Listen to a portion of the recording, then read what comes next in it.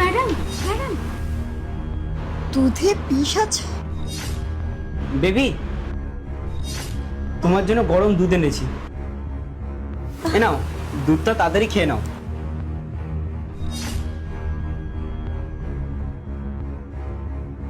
এ কি, দুধটা থেকে এরকম গন্ধ আসছে কেন? আরে দুধের মধ্যে তো কেশর মিলিয়েছি, কারণ তুমি তো প্রেগনেন্ট, তাই ডক্টর বলেছে তোমাকে কেশর দিয়ে খেতে। তুমি তো কোনোদিন কেশর খাওনি, তাই গন্ধ ছাড়ছে। শোনো না, বলছি তুমি ওষুধগুলো নিয়ে এসছো? না, ওষুধ তো আনা হয়নি। ও আচ্ছা, বলছি একটু ওষুধগুলো এনে দাও না, আমি একেবারে দুধটা খেয়ে ওষুধগুলো খাবো। শরীরটা না একদম ভালো লাগছে না। ঠিক আছে, তুমি দুধটা খেয়ে নাও, আমি ওষুধটা নিয়ে আসছি। আহ, খেয়ে নেবে কিন্তু? হ্যাঁ হ্যাঁ হ্যাঁ হ্যাঁ। মালতী, বের ওখান থেকে। হ্যাঁ ম্যাডাম। কি বলছিস ওইগুলো? হ্যাঁ ম্যাডাম, আপনি যা দেখছেন একদম ঠিক।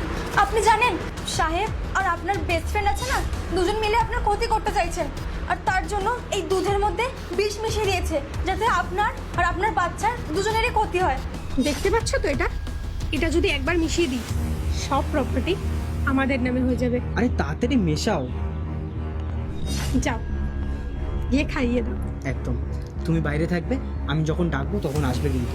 যাও। চললাম আমি। ফাইনালি কাজটা হলো। আচ্ছা ঠিক আছে, তুই যা, আমি দেখছি। ঠিক আছে ম্যাডাম। একটা কাজের মেয়ের কথায় আমি আমার বরকে অবিশ্বাস করব? না না, এটা ঠিক হচ্ছে না। বেবি, সৌমি, আমার ওষুধটা তাহলে কাজ করেছে। কুসুম, কুসুম তাড়াতাড়ি আসো। কি হয়েছে? দেখো, আমরা যেই প্ল্যানটা করেছিলাম একদম সাকসেসফুল হয়ে গেছে। একে দিয়ে প্রপার্টির পেপারগুলো সাইন করাতে হবে, তারপরে তোমার আর আমার লাইফ একদম সেট।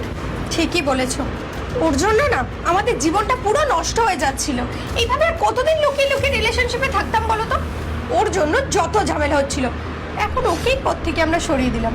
আমাদের রাস্তা তো ক্লিয়ার হবেই। হ্যাঁ, বেশি সময় নষ্ট করো না, তাড়াতাড়ি পেপারটা দাও।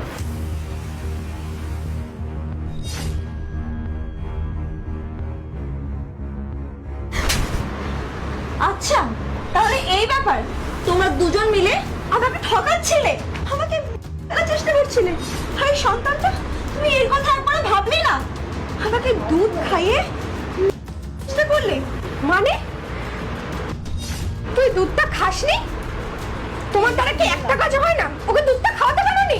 দুধটা খেলে ভালোই হতো বল, তাহলে আমার সমস্ত প্রপার্টি সম্পত্তি সব তোদের নামে হয়ে